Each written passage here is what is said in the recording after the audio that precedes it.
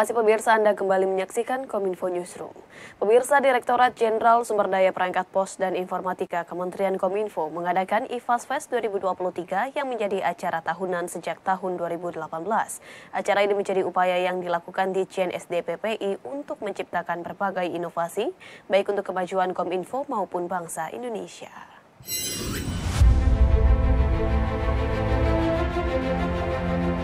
Menteri Komunikasi dan Informatika Budi Aris Setiadi berharap upaya pengembangan inovasi melalui Innovation of Frequency and Standardization Festival atau IFAS Fest tahun 2023 dapat terus mendorong anak muda untuk menciptakan berbagai inovasi baik untuk kemajuan Kementerian Kominfo maupun bagi bangsa. Ia menegaskan peran anak muda dinilai penting untuk kemajuan bidang digital yang menjadi salah satu persyaratan mewujudkan Indonesia emas pada tahun 2045, utamanya berkaitan dengan pemanfaatan bonus demografi.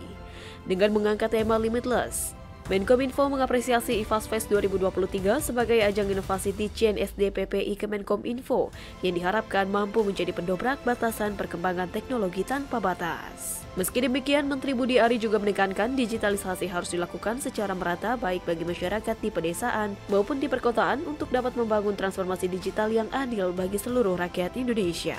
Saya ingin mengucapkan selamat atas penyelenggaranya IFAS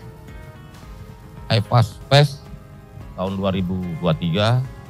Semoga acara ini terus berlanjut dan ide-ide inovasi-inovasi dari teman-teman SDPPI bisa memberi kemajuan bagi digitalisasi dan masa depan digitalisasi di Indonesia. Saya mengharapkan teman-teman yang muda-muda ya, anak-anak muda itu biasanya idenya limit lah. Bahkan ada satu adagium penting di dunia bahwa perubahan selalu harus anak muda. Atau anak muda selalu memberi arti bagi perubahan di seluruh dunia.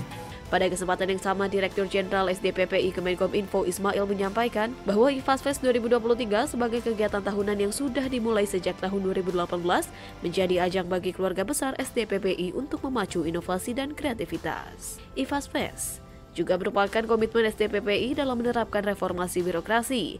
Acara ini menjadi cermin keterlibatan penuh dari seluruh pegawai di penjuru Indonesia seperti Merauke, Ternate, Gorontalo, Mataram, hingga Pontianak. Dan yang paling penting dari kegiatan IFAS Fest ini adalah bagaimana kita mendorong inovasi bagi seluruh insan SDPPI dalam berbagai bentuk dan karyanya.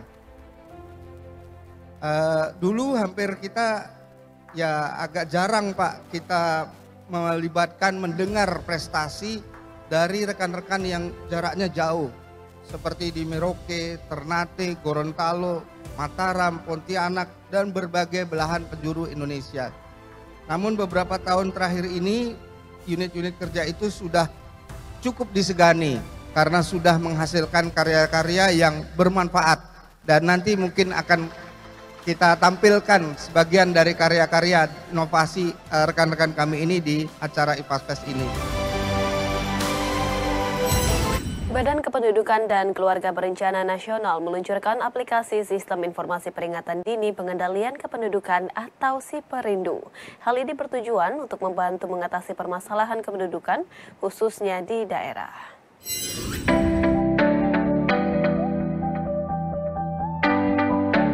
Badan Kependudukan dan Keluarga Berencana Nasional meluncurkan aplikasi Sistem Informasi Peringatan Dini Pengendalian Kependudukan atau SIPERINDU untuk membantu mengatasi masalah kependudukan. Aplikasi yang telah digunakan di beberapa daerah tersebut dimutakhirkan pada Oktober 2023 dengan menampilkan pilihan solusi dan langkah mitigasi yang bisa dijalankan oleh kepala daerah sesuai dengan kondisi di daerah. Dari SIPERINDU, BKKBN dapat memantau apakah kepala daerah yang mengakses aplikasi sudah menerapkan pilihan solusi dalam Grand Design Pembangunan Kependudukan di daerah. Aplikasi SIPERINDU nantinya dapat diintegrasikan dengan aplikasi lain yang dikembangkan oleh pemerintah daerah. Kepala BKKBN Hasto Wardoyo menyampaikan, aplikasi SIPERINDU mampu membantu meningkatkan kualitas dan kuantitas penduduk dan menjadi sistem peringatan dini tentang kependudukan. Permasalahan tentang stunting juga erat dengan kualitas yang faktornya dipengaruhi pula oleh kuantitas seorang individu. Terkait dengan kependudukan, kita menghadapi bonus demografi. Sehingga SIPERINDU ini harapannya memang bisa membantu bagaimana menyiapkan kuantitas dan kualitas penduduk. Ia pun mengajak madrasah untuk ikut berperan membangun kualitas kependudukan bangsa dengan menyasar para siswa mulai dari tingkat sekolah menengah pertama agar memahami lebih dalam tentang program keluarga berencana dan kependudukan.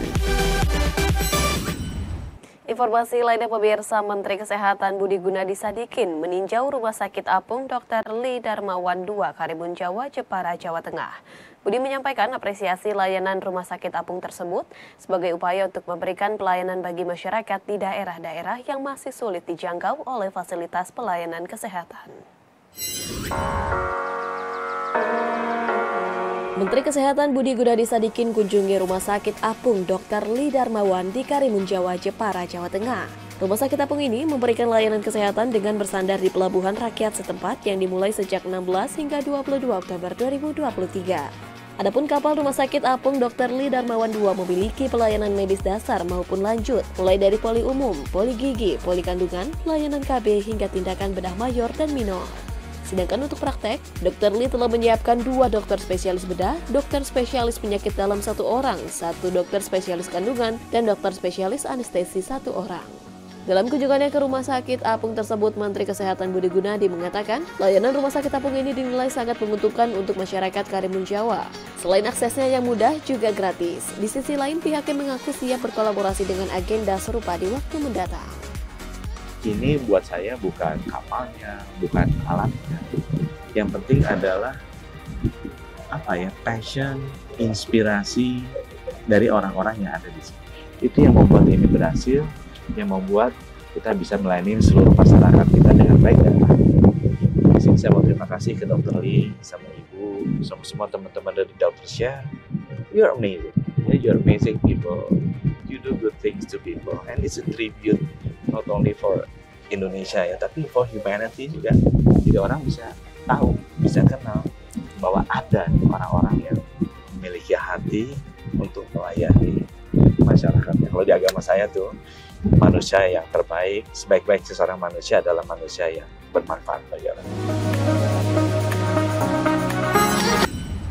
Badan Penyelenggara Jaminan Sosial Ketenagakerjaan menargetkan kelola dana 1.000 triliun rupiah pada tahun 2026, mencakup 70 juta peserta aktif. Dengan target dana kelola tersebut, BPJS Ketenagakerjaan membutuhkan dukungan semua pemangku kepentingan yang sudah membantu baik dari pusat maupun di daerah.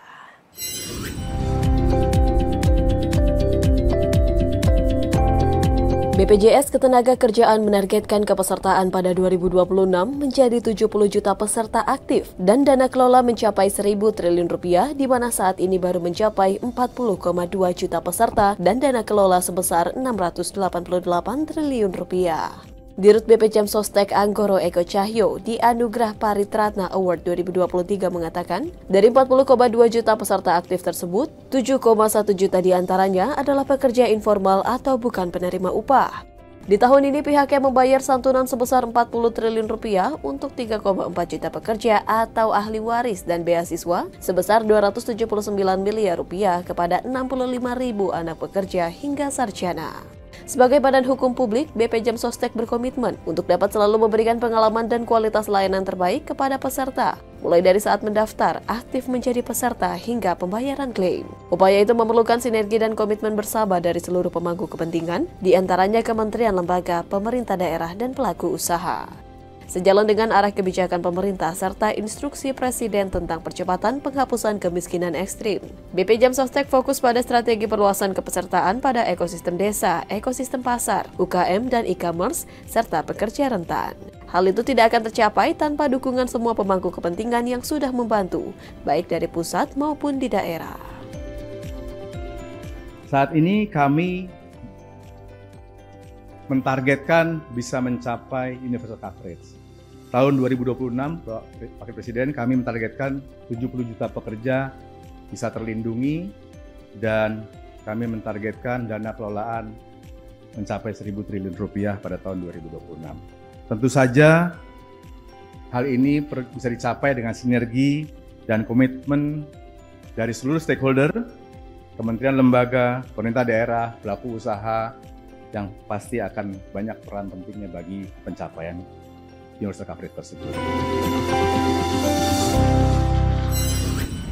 Pemirsa, usai jeda kami akan mengajak Anda dialog mengenai upaya negara memutus rantai perkawinan anak bersama rekan saya Mona sesaat lagi.